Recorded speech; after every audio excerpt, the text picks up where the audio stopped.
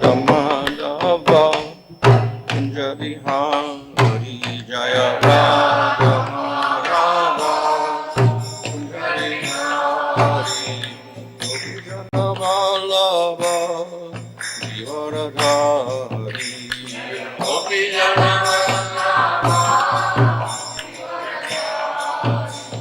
Yasodanandana Bharajana Ranjana Yamuna Tira Vanachari Yamuna Tira Jaya Radha Madhava Kunja Bihari Jaya Radha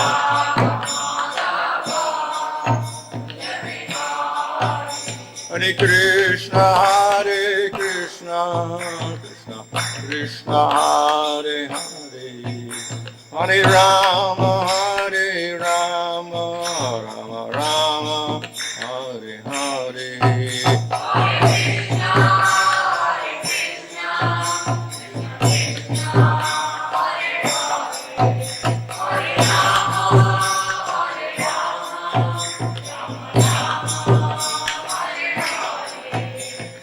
Prabhupada, Prabhupada, Prabhupada, Jaya Prabhupada, Jaya Prabhupada, Jaya Prabhupada.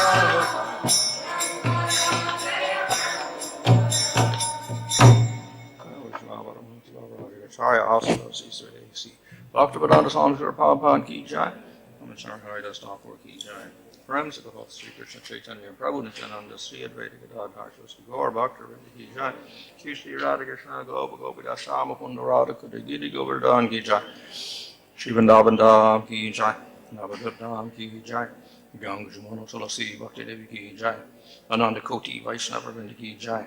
Samaveta Bhakta Vrinda Ki Jai. Oh Premanandi. All glories to the Assembled devotees. All glories to the Assembled devotees. All glories to the Assembled devotees. All glories to Sri Guru and Sri Guranga. All glories to Sri Prabhupada. Om Namo Bhagavate Vasudevaya. Om Namo Bhagavate Vasudevaya. Om Namo Bhagavate Vasudevaya. Namo Vishnupadaya Krishna Vasaya Bhutale Shivani Bhaktivedanta Swami Nityanamane Namaste Saraswata Deve Gauravani Prachadane Nirvasesha Shunyavadi Pasatya Deshatarane Sri Krishna Chaitanya Prabhu Nityananda Sri Advaita Gadadhar Srivasadi Gaur Bhaktarinda Hare Krishna Krishna Krishna Hare Hare Hare Rama Rama Rama Hare Hare. Reading from Srimad Bhagavatam Canto 10 Chapter 53 verse 18. Krishna Rama Dvisho Yatta Kanyam Chajaya Sadatum Yad Agatya Hare Krishna Rama Dhyayadu Bhirvata.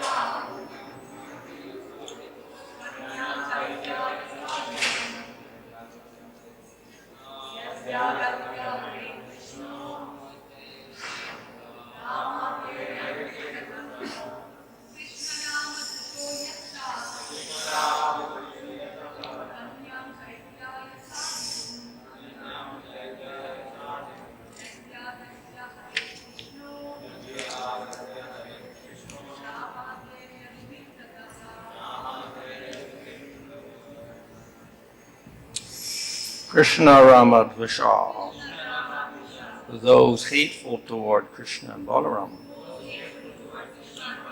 Yatta, prepared, Kanyam, and bride, Chajaya, for Shishupala. Sadatum, in order to secure, Yadi, if, Agatya, coming, Haret, should steal. Krishna, Rama, by Balaram, Agyai, and others, Yadus, Vrita, accompanied. That's it, okay. To secure the bride for Shishupala, the kings who envied Krishna and Balaram came to the following decision among themselves. If Krishna comes here with Balaram and the other Yadus to steal the bride, we shall band together and fight him. Thus, those envious kings went to the wedding with their entire armies and a full complement of military conveyances. Report the word samhata, which normally means bound tightly together, may also mean thoroughly struck down or killed. Thus, although Krishna's enemies thought they were unified and strong, samhata in the former sense, they could not successfully oppose the personality of God, and consequently they would be struck down and killed, sanghata in the latter sense. When Lord Balaram heard about these preparations of the inimical kings and how Lord Krishna had set off alone to steal the bride, he feared that a fight would ensue. Immersed in affection for his brother, he hurried to Kundina with a mighty army consisting of infantry and soldiers riding on elephants, horses, and chariots. The lovely daughter of Bhishmaka anxiously awaited the arrival of Krishna. But when she did not see the Brahmana return, she thought as follows. Princess Rukmini thought, alas, my wedding is to take place when the night ends. How unlucky I am. Lotus-eyed Krishna does not come. I don't know why, and even the Brahmana messenger has not yet returned. Purport is apparent from this verse that's confirmed by Sridhar Swami that the present scene takes place before sunrise. Perhaps the faultless Lord, even while preparing to come here, saw something contemptible in me and therefore has not come to take my hand. Purport. Princess Rukmini boldly invited Krishna to kidnap her. When Rukmini did not see him come, she naturally feared that he had rejected her proposal, perhaps finding some unacceptable quality in her. As expressed here, the Lord himself is anavadya, faultless, and if he saw some fault in Rukmini, she would be an unworthy bride for him. It was natural for the young princess to feel such anxiety. Furthermore, if Sri Krishna had actually made this decision, it would be natural for the Brahma to fear Rukmini's reaction were he to bring her the news, and that would explain why he had not come. I am extremely unfortunate, for the Creator is not favorably disposed toward me, nor is the great Lord Shiva, or perhaps Shiva's wife, Devi, who is known as Gauri, Rudrani, Girija, and Sati, has turned against me. Purport. Srila Vishnu Chakravarti explains that Rukmini might have thought, even if Krishna wanted to come, he might have also stopped on the path by the Creator Brahma, who is not favorably inclined towards me. But why should he be unfavorable? Perhaps it is Maheshwara, Lord Shiva, whom on some occasion I did not properly worship, and who thus became angry with me. But he is Maheshwara, the great controller, so why would he be angry with such an insignificant and foolish girl as me? Perhaps it is Shiva's wife, Gauri Devi, who was displeased, though I worship her every day. Alas, alas, how have I offended her so that she has turned against me? But after all, she is Rudrani, the wife of Rudra, and her very name means one who makes everyone cry. So perhaps she and Shiva want me to cry. But seeing that I am so miserable about to give up my life, why don't they soften their attitude? The reason must be that Goddess Devi is Girija, an adopted daughter, so why should she be soft-hearted? In her incarnation as Sati, she gave up her body, so perhaps she now wants me to give up my body also. Thus the Acharya, with realized poetic sensitivity, interprets the various names used in this verse.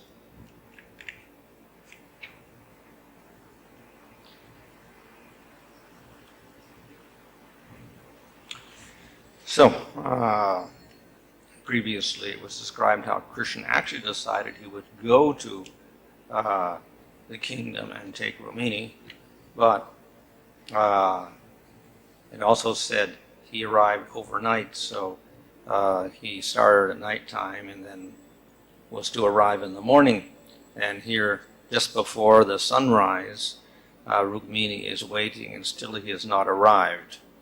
So therefore, and then the procession is about to take place, and then the marriage will take place after going to the Durga temple. So now she feels that perhaps Krishna has not come for some reason.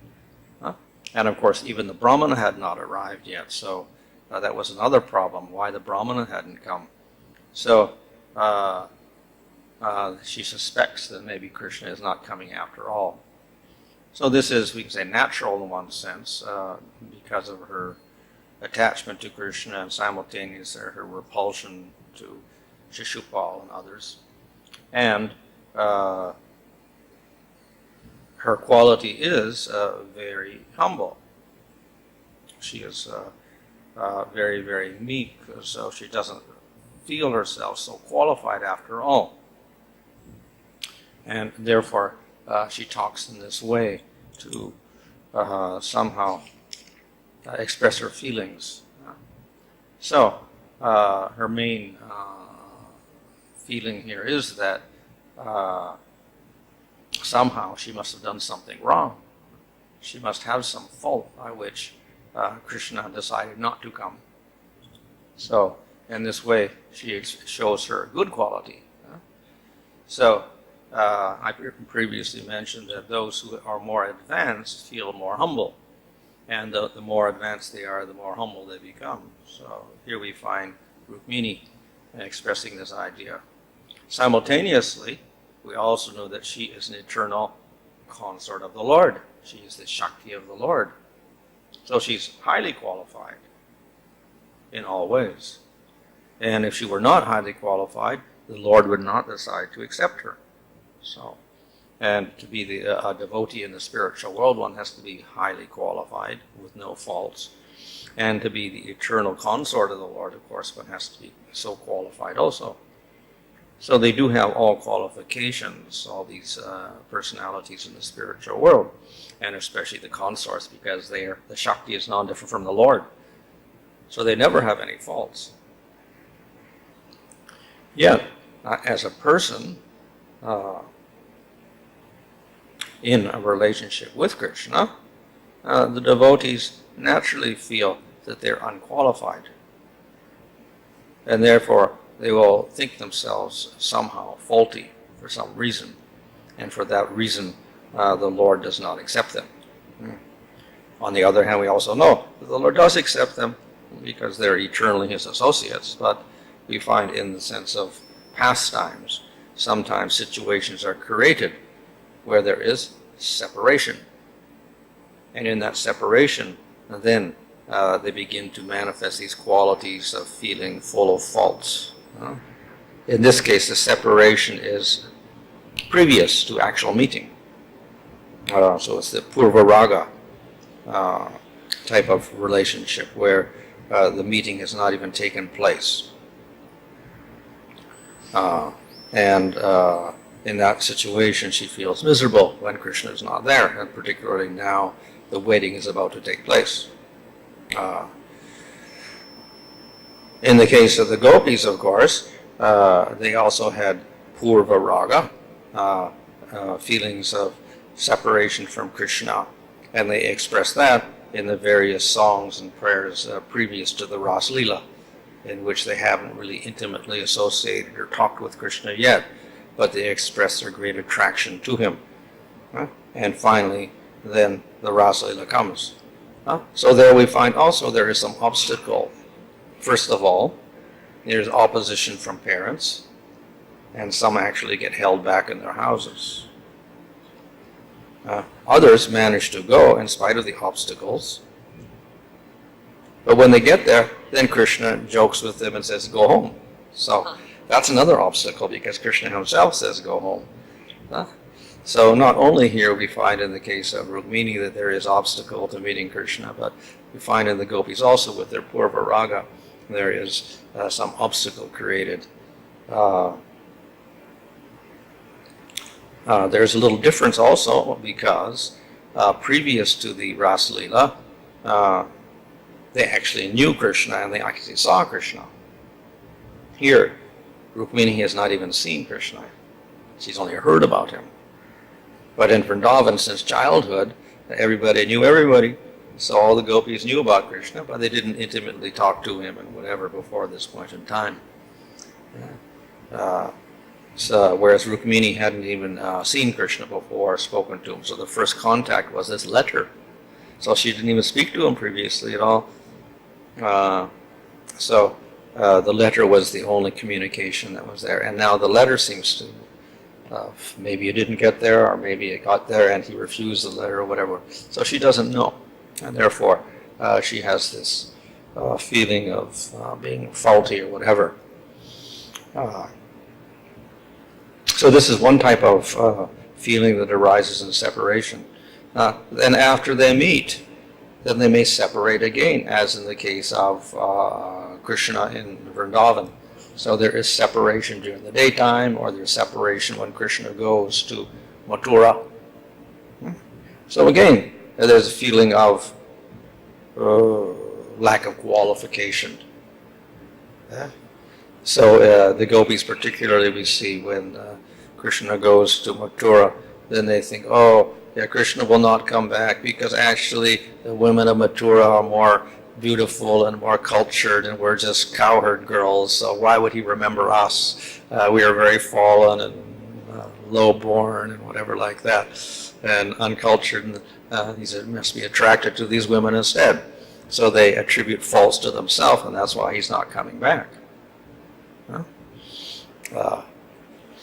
Or when Krishna is in Vrindavan and for some reason there is separation, for instance, Radha and Krishna are there and then somehow there is separation, Radha gets angry or something and then Krishna disappears and he doesn't come back.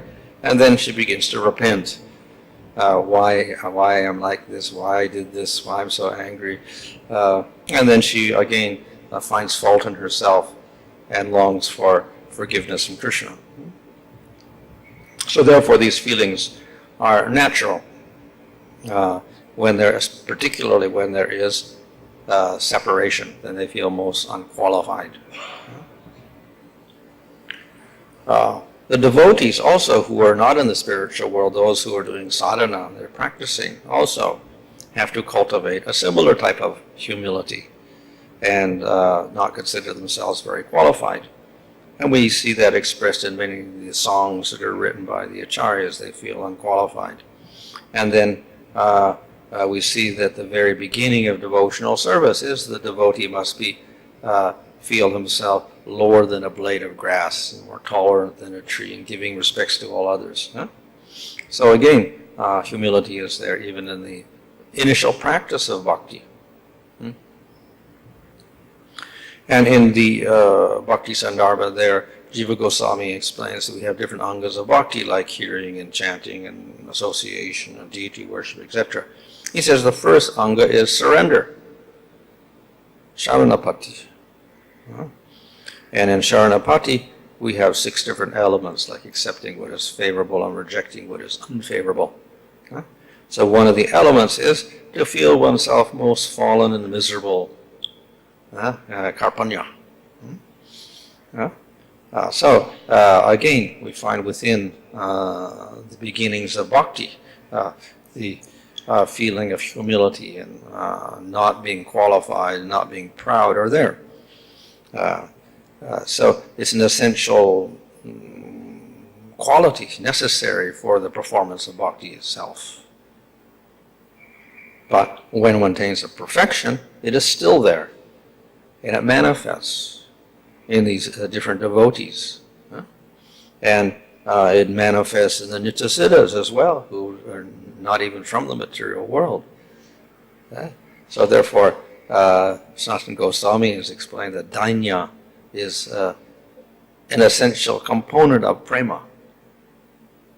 It goes along with it, and it displays itself naturally in different circumstances and very strongly. And the higher one is in devotion, and the more intense rasas, the more that feeling is there. So therefore, it becomes quite obvious in Madhurya rasa, which is the most intense rasa of all, among those perfect devotees. Then they display the most extraordinary humility or dainya in relation to their to Krishna. So therefore, if we find expressions here of thinking themselves faulty, then it's not a real fault. It is simply the nature of prema itself that will attribute faults to themselves. And on the other hand, they don't find fault with others. And even Rukmini here, she finds fault with herself, and she doesn't blame Krishna for anything. She puts all the fault on herself for having some bad qualities, etc. And that's the reason for Krishna refusing her. So in this way, these qualities are displayed here. So these are not material qualities at all. So if she expresses doubt, will Krishna come or not come? Am I qualified or not qualified? She expresses fear that Krishna will not come and I'll have to marry Shishupala. These are not material qualities. These are part of prema. Of course, we can ask, well, if she's so much a devotee of the Lord under His protection, why should she have any doubt? So, of course, when we talk about in the material world, we have doubt. And yes, that is a material quality. It is anartha. We have uncertainty about the process of bhakti, existence of Krishna, whether He responds or not. So that's material. And it's a negative quality. So therefore we find, for instance, in Bhagavad Gita, Krishna says, be free of doubt. And then you perform your service. So doubt acts as an artha, an obstacle in bhakti itself. But here we find doubt and worry and fear expressed by the highest devotees. So it's different. These are merely expressions that arise from their love of the Lord, and sometimes separation from the Lord. So we'll find these things manifesting within them. So these are actually their minor emotions that are part of prema. Right? So, and in this way, the prema becomes colored. It has variety within it. And that gives it its particular interest and taste. We have the sthayi bhava, which is here Madhurya sthayi bhava. So that's a conjugal relationship of affection. But then we have these other emotions that come in that kind of disturb it a little bit. So we have here the fear and the doubt, etc., that arise in Rukmini at this point. So this is not an anartha. It gives taste to the prema. So it combines with the Madhurya sthayi bhava, and it helps create rasa. Of course, we'll find later she has sattvika bhavas like tears and trembling and whatever. These are sattvika bhavas. And these arise because of the vibhachari bhavas, such as doubt and fear, etc. And then they transform the body, and she begins to shiver or cry or whatever like that. So these combine with the sthayi bhava of Madhurya. And this creates rasa. The final taste is created. So therefore, these negative type of emotions combine, and they create taste within the rasa. Now, of course, we can always argue, well, these are negative feelings are actually not very comfortable. as in the material world, fear and anger and whatever. They actually disturb the living entity, and they create problems for the living entity, and nobody likes pain, etc. So, and therefore, we expect the spiritual world to all be peace and happiness, eternal happiness, and no disturbance at all. So yes, one can have that. One can have that in Brahman, very peaceful. No disturbance at all. Yeah. And there's not even any prema. There's this peacefulness. If we go to the spiritual world, then if we still have that attitude, we don't want any disturbance, then we get Shantarasa. Where you have a very peaceful relationship with the Lord.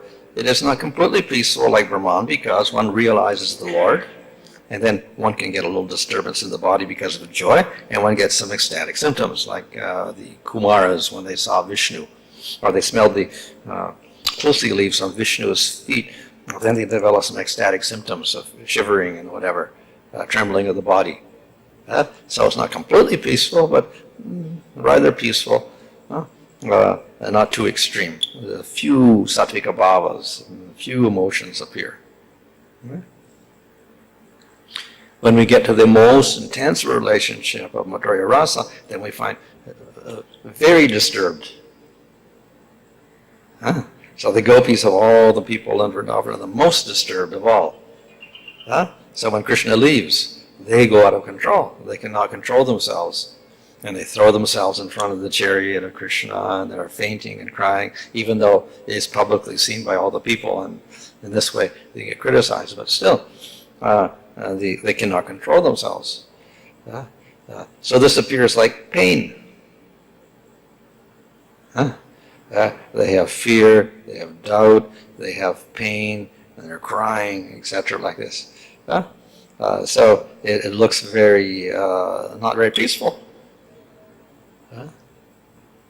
So it is somewhat bewildering to some people how this prema can have these qualities of such disturbance. It doesn't look like peace and happiness at all. It just looks like the material world where people cry and have pain, etc. So why go to the spiritual world if you suffer also?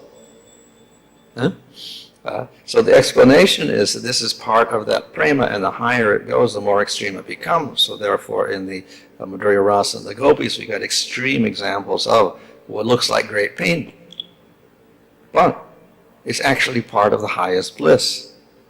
So that's difficult for people to understand. And actually, Sanatana Goswami says, you cannot understand unless you get the mercy of Radha, then you could understand this. If you experience that prema, then you will understand that it's also part of the bliss. Otherwise, very, very difficult to understand how within prema we can have such suffering. And yet that suffering is also a type of bliss. Yet it is. So therefore, we shouldn't find any fault with this type of prema where there is great disturbance and apparent suffering, etc. It is actually part of the prema itself. So this manifests usually within separation. So we have two parts of prema. We have prema in meeting Krishna and prema in separation from Krishna. And actually in the Nectar of Devotion, there Rupa Goswami, when he describes the various rasas, then he describes in separation and in union, because they have slightly different qualities in them. The Vyabhachari bhavas and Sattvika bhavas, etc., are slightly changed.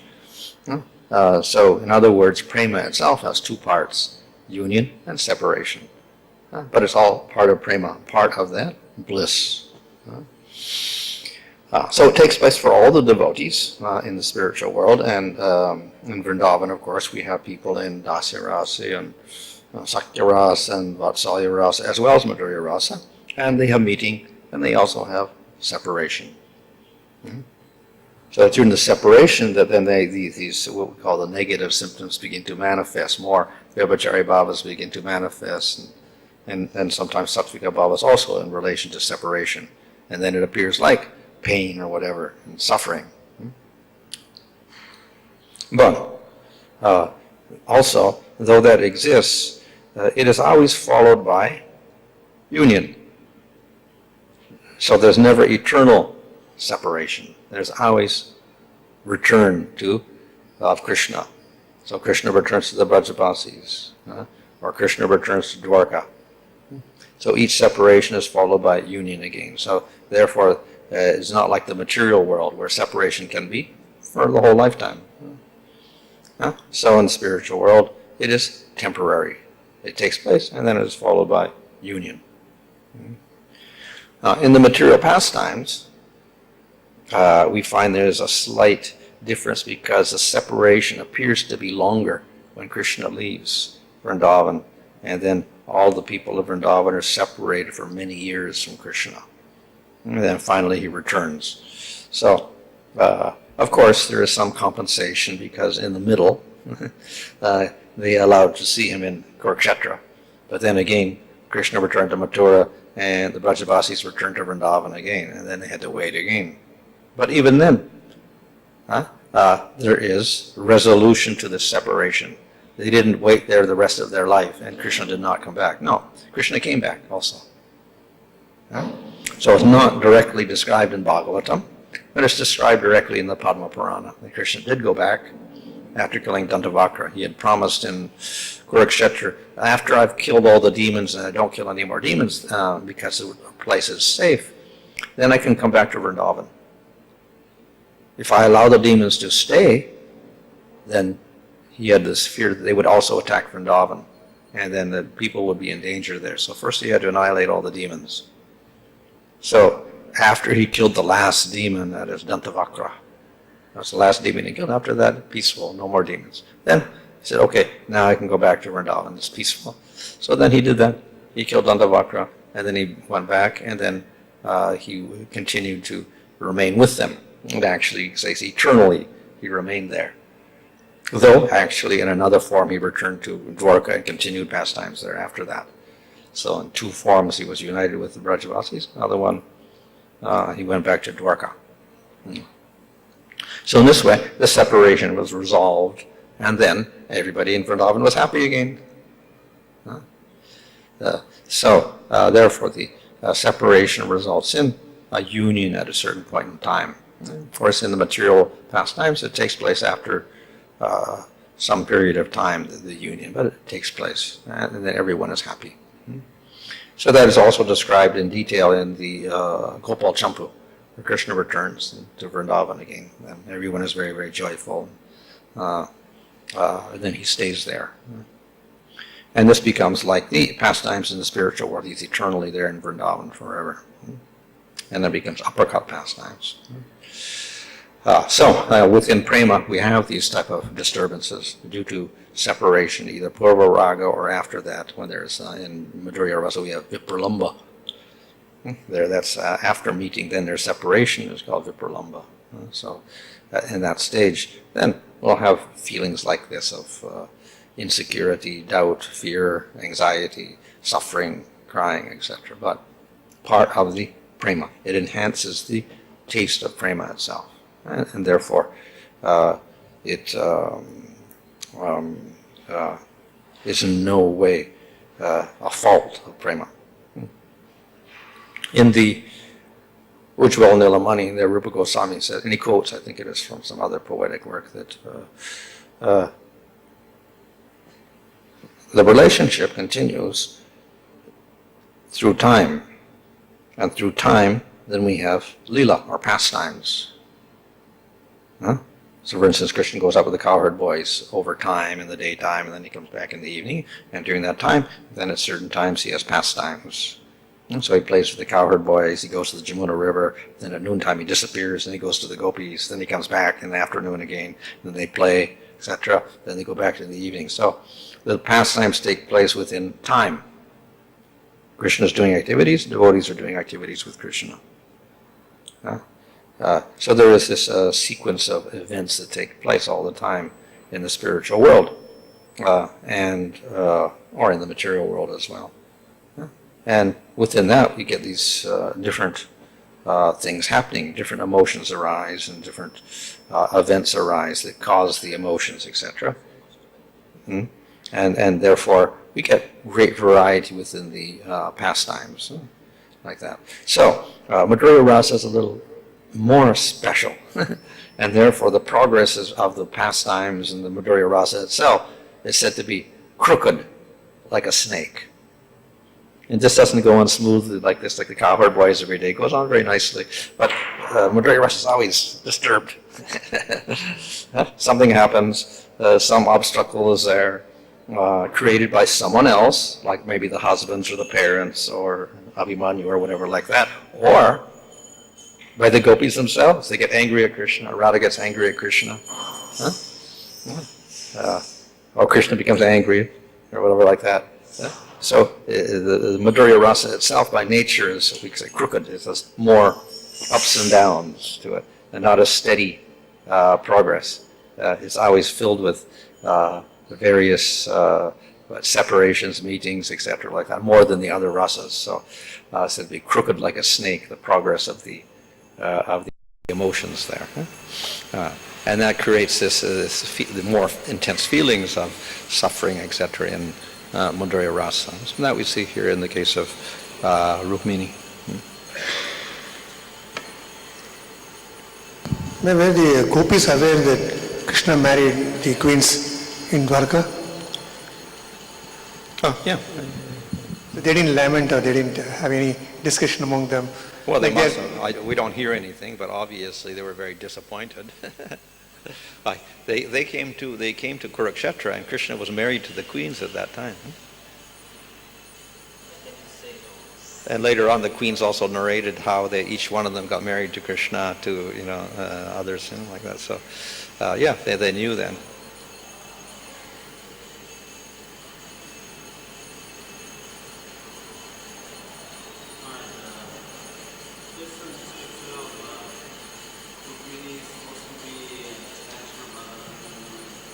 Well, you hear us describing that, and it quotes from different places, in the sense she's Sakti, but then in other places, like she's equated with Chandravali, because her nature is actually submissive, and whereas Satyabhama is considered very bold, so that's more like Radharani. So therefore, in Rupa Goswami's drama, then he equates Satyabhama with Radha, and Rukmini with Chandravali, and the other gopis to the other 8 queens, like this Astasakis to the other queens.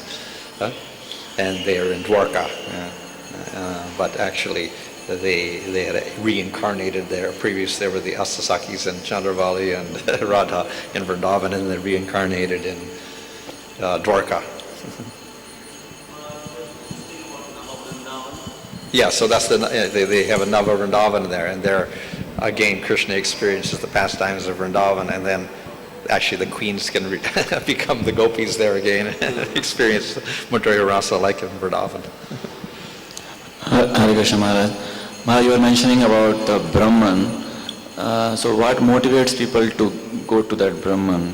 They want peace, because they are so disgusted with the material world and its miseries. They simply want peace. That's all. No pain, no disturbance. And how is it different from Mayavadi people? They also want to merge in Brahman? Yeah, that's Mayavad. Or yogis also. There are Brahmavadis who are not Mayavadis. Mayavadis particularly say the whole world is illusion. It doesn't exist. Other impersonalists will say, yeah, the world does exist, but like Nyayakas and Sankhya people, they'll say the world does exist, it's real. But the goal is to get free of the world and simply enter a state of Brahman, peace beyond material world. That's all. No Supreme Lord, no identity of Supreme Lord, just this state of Atma or Brahman. Do they believe in Lord? Those Nyayavadis, do they believe in the Lord? Sankhites don't. It's only Jiva and Prakriti. And the whole goal is to get rid of Prakriti, and then we're just Jiva with no Prakriti, and that's liberation. The Nyayakas, the logicians, and others believe, yes, there is a supreme entity, but it's impersonal like Brahman. So then the Jiva gets out of Prakriti and merges in that Brahman entity. In which category? It's different from Mayavad philosophy. Mayavad says no world exists at all. They say world exists, it's real, plus there's Jiva, plus there's Lord. But Mayavad says no material world at all. And no Jiva, only Brahman. So we are Brahman, but we're in ignorance. When we get rid of the ignorance, then we become Brahman again. So there's no jiva and no prakriti for Mayavad philosophy. Sankhya, they believe in a jiva, they believe in a Brahman type entity, and they believe in prakriti. Sankhya, no Brahman, just jiva, prakriti. But in either case, they get a liberation state. In which category Sukadeva Goswami was before he can become a devotee? He was more than Brahmavadi. Brahmavadi. Yeah, not a Mayavadi. Huh? What's that? Kumars. They're actually in Shantarasa, so they recognize the Lord actually. Well, they're in Shantarasa, so they're actually devotees of sort, because they recognize and they can see the Lord, and they're actually Shaktivesh avatars, so actually they're eternally, they propagate jnana in the material world, but they're in Shantarasa and they do recognize the Lord. And they get ecstatic symptoms when they see the Lord.